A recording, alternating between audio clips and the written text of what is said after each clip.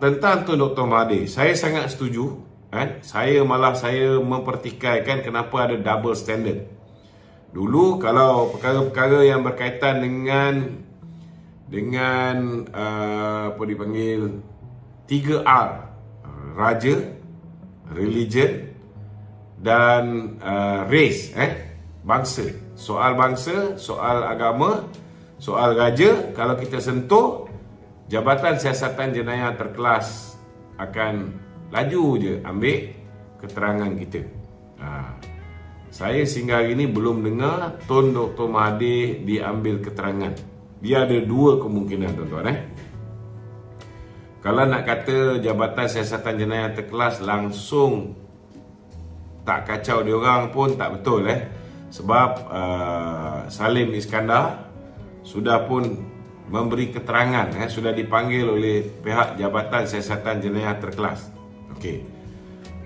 Tetapi bacaan politik saya disebabkan kita sekarang ni tinggal lagi 2 bulan.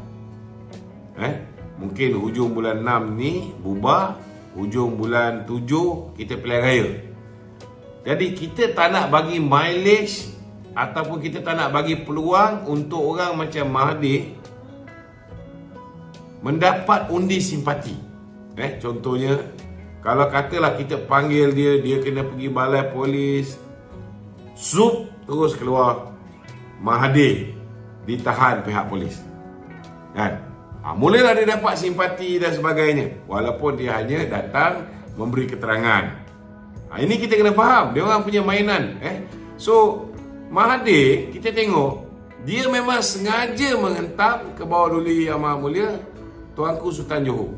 Dia tahu bahawa benda ni boleh menyebabkan dia disoal siasat oleh pihak polis dan boleh didakwa di bawah Akta Hasutan.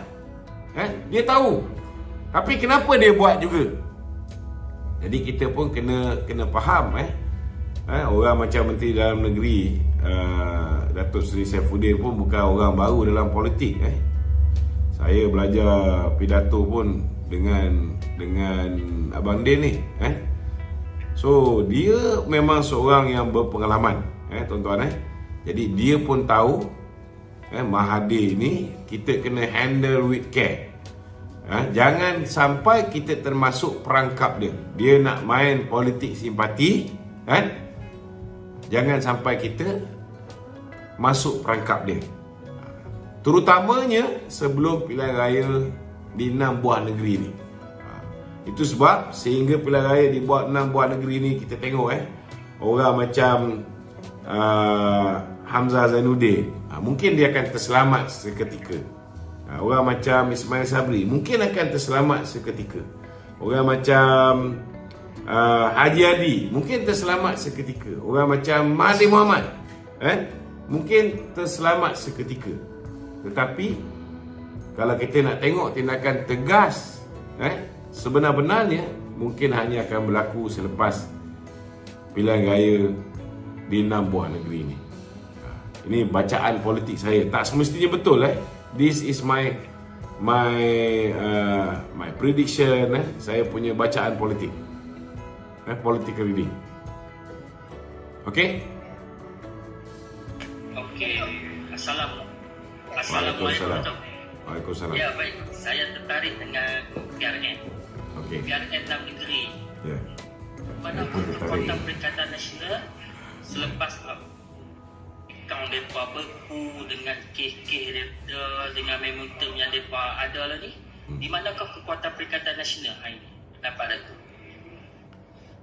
Saya nampak kekuatan mereka sekarang ni sebab banyak anak-anak muda yang dia punya asas agama mereka sangat lemah. Asas agama mereka sangat lemah. Jadi mereka beranggapan bahawa bersama dengan PAS ialah bersama dengan jemaah Islam. Keluar PAS macam keluar jemaah Islam. Kalau mengundi PAS masuk syurga, undi PH atau BN masuk neraka. So orang yang akal pendek, ilmu kurang, mereka akan terpedaya dengan benda ni. Dan ini antara benda yang menyebabkan golongan muda, khususnya orang yang mempunyai pendidikan mungkin tak mendalam, tetapi ialah pasal dia ambil jurusan Islam dan sebagainya. Ketika di universiti, mereka mengikuti usrah-usrah ustaz-ustaz PAS ni, nakil-nakil pun kebanyakannya yang daripada PAS. Kemudian ada di antara mereka juga kena tahu PAS ni dah menanam benih kebencian terhadap pemimpin UMNO ni daripada pasti lagi. Dan sekarang ni mereka menuai orang-orang yang belajar kat pasti PAS ni, hari ni dah sampai ke universiti, ada yang dah keluar universiti. So hari ni PAS sudah mula menuai hasil ni. Ini antara benda-benda yang saya nampak kekuatan PAS. Kedua, kekuatan dari segi kewangan. Kewangan Muhyiddin masih lagi sangat kuat. Jadi memang betul lah dia orang punya slogan bersih dan stabil. Memang zaman dia memerintah, dia sapu bersih. Bila dia sapu bersih, memang parti dia stabil. Duit banyak, kan? Stabil lah. Dia ada kekuatan nak membeli lagi. Tapi dulu, mungkin zaman Dato' Seri Ismail Sabri, Hamzah Zainuddin dikekalkan sebagai Menteri Dalam Negeri. Jadi apa yang dia orang buat, kalau ada orang kita yang sempat rakam, yang itu je keluar. Tetapi tangkapan ataupun pihak SPR, polis, tidak ada sebarang tangkapan, walaupun rasuah terhadap pengundi itu dilakukan secara skala besar-besaran. Tidak ditangkap right-handed. Tapi lepas ini, duit-duit mereka yang dah dibawa keluar belum tentu mudah untuk dibawa masuk dalam. Duit-duit mereka yang dalam sistem memang dah kena beku, tetapi sebenarnya duit mereka yang sebenarnya di luar sistem, disimpan dalam kontena ke, disimpan bawah tanah ke, disimpan di janda baik ke, di rumah janda ke. Macam-macam boleh jadi. Duit ini mereka masih boleh pakai. Cuma kalau dulu mereka berleluasa. Sekarang pun kita sudah pastilah kita akan mempersiapkan jentera-jentera kita, spy-spy kita untuk masuk dengan hidden camera untuk merakam majlis angkat sumpah wallahi saya akan undi PAS. Benda tu tidak akan dengan mudah boleh berlaku. Dan kalau dulu kita lihat orang muda ni biasanya niat dia nak kerajaan yang bersih. Dia nak kerajaan yang bersih.